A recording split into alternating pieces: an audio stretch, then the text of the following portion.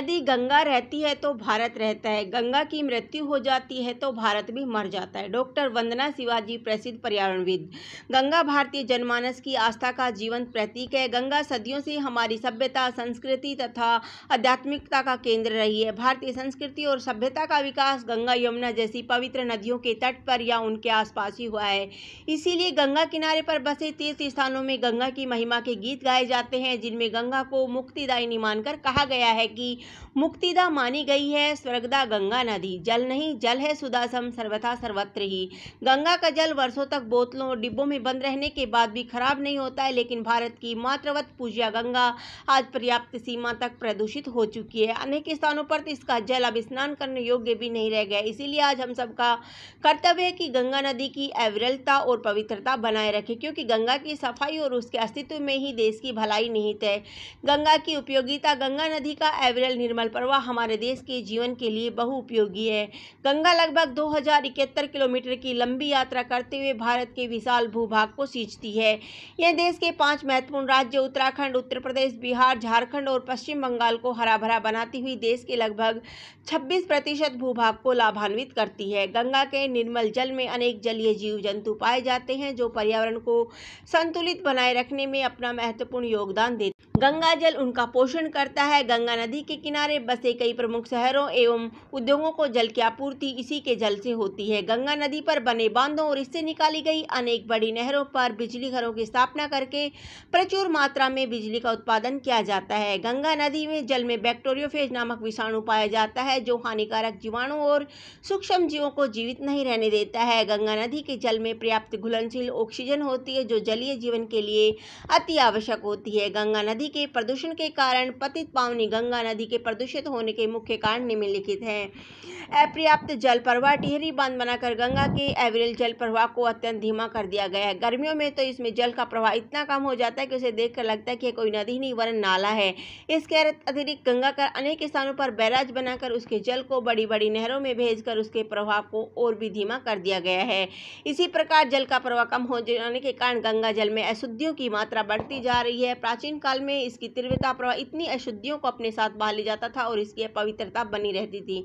अत्यधिक प्रदूषण के कारण गंगा नदी के जल से ऑक्सीजन की मात्रा लगातार कम होती जा रही है। गंदे नालों का गिरना। भारत के अनेक प्रमुख नगर और हजारों गांव गंगा किनारे और उसके आसपास बसे हैं।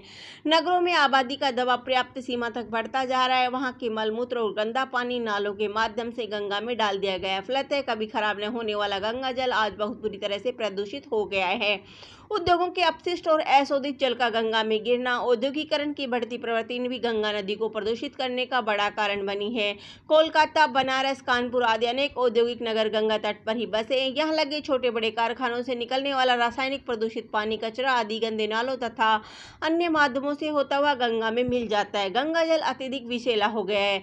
शव एवं पूजा सामग्री का विसर्जन। सदियों से आध्यात्मिक एवं धार्मिक मान्यताओं से अनुप्राणित होकर गंगा की निर्मल धारा में मृतकों की अस्थियां, अवशिष्ट राख तथा अनेक लावारिस शव बहा दिए जाते हैं। बाढ़ आदि के समय मृत पशु भी इसकी धारा में आ मिलते हैं। प्रतिदिन हजारों की संख्या में होते दाह संस्कारों की राख और उनसे संबंधित सामग्री सब गंगा में विसर्जित कर मोक्ष पाने की कामना गंगा जल को प्रतिक्षण दूषित करती जा रही है। बड़ी मात्रा में किए जाने वाले मूर्ति विसर्जन एवं पूजा सामग्री के विसर्जन ने भी गंगा के जल को अत्यधिक प्रदूषित। गंगा नदी की शुद्धि के उपाय। उपयुक्त समस्याओं से निपटने और गंगा को प्रदूषण से बचाने के लिए निम्नलिखित महत्वपूर्ण उपाय अपनाने चाहिए। जल प्रवाह का अविरल संतुलन बनाए रखना चाहिए, जिससे गंगा में मिलने वाली गंदगी एक स्थान पर रुककर उसके जल को प्रदूषित न करे। उद्योगों द्वारा उत्सर्जित अपशिष्ट पदार्थों के गंगा में गिराए जाने पर रोक लगानी चाहिए। जो मानक इन औद्योगिक इकाइयों के लिए निर्धारित है, उन्हें लागू करवाने के लिए कठोर नियम कानून होने चाहिए। जो भी नदी परियोजनाएं चालू है अथवा भविष्य में चालू होंगी, उनके द्वारा होने वाले पारिस्थितिक असंतुलन संबंधी नुकसान की भरपाई व समाधान होना चाहिए। धार्मिक स्थलों के पास अनुपयुक्त एवं अपशिष्ट पदार्थों के निपटान हेतु उचित व्यवस्था होनी चाहिए। गंदे नालों को सीधे नदी में नहीं जोड़ना चाहिए, अपितु उपचार संयंत्रों के द्वारा संशोधन करके ही पानी को नदी में छोड़ना चाहिए। शहरों गांव द्वारा निकले मलमूत्र व घरेलू अपशिष्ट पदार्थों का उचित निस्तारण करना चाहिए। जैविक विधि से नदी को स्वच्छ करना चाहिए। विभिन्न परियोजनाएं। गंगा को स्वच्छ करने के लिए सरकार द्वारा कई परियोजनाएं चलाई गई है, जो अपने उद्देश्य में पूर्ण रूपेण सफलता प्राप्त नहीं कर पाई। सन 1985 ईस्वी में गंगा कार्य योजना का शुभारंभ किया गया, जिसका उद्देश्य गंगा को शीघ्र अतिशीघ्र स्वच्छ और परिष्कृत बनाना था। इस महत्वपूर्ण परियोजना में विश्व बैंक ने भी सहयोग किया था, लेकिन 15 वर्षों में करोड़ों रुपए व्यय करके भी गंगा की स्थिति में सुधार नहीं हुआ। 31 मार्च 2000 ईस्वी में इस कार्यक्रम को बंद कर दिया गया। इसके पश्चात राष्ट्रीय नदी संरक्षण प्राधिकरण की परिचालन समिति द्वारा गंगा कार्य योजना 2 GAP2 के अंतर्गत गंगा को स्वच्छ करने का अभियान चलाया गया। इस योजना के अंतर्गत गंगा में गिरने वाले 10 लाख लीटर मल जल को रोकने, हटाने और उपचारित करने का लक्ष्य था। नमामि गंगे सेवन जुलाई 2014 ईस्वी को गंगा की सफाई के उद्देश्य से प्रधानमंत्री श्री नरेंद्र मोदी जी की अध्यक्षता में केंद्रीय मंत्रिमंडल की बैठक में नमामि गंगे योजना स्वीकृत की गई। इस योजना के अंतर्गत गंगा को पूर्ण रूप से संरक्षित और स्वच्छ बनाने के उपाय करने का संकल्प लिया गया।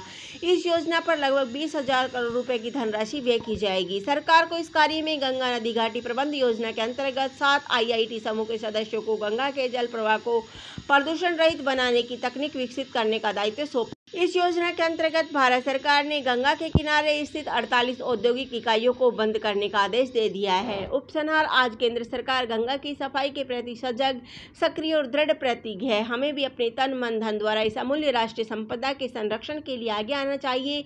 बनारस के स्वच्छ गंगा अभियान के संचालक प्रोफेसर वीरभद्र मिश्र के अनुसार गंगा दुनिया की एकमात्र नदी है जिस पर 40 करोड़ लोगों का अस्तित्व निर्भर है। अपने सांस्कृतिक अस्तित्व और देश की भलाई के लिए हमें गंगा को स्वच्छ बनाना ही होगा, जिससे एक बार फिर से गंगा दर्शन और गंगा स्पर्श गोस्वामी तुलसीदास की मान्यता की कसौटी पर खरा उतर सके।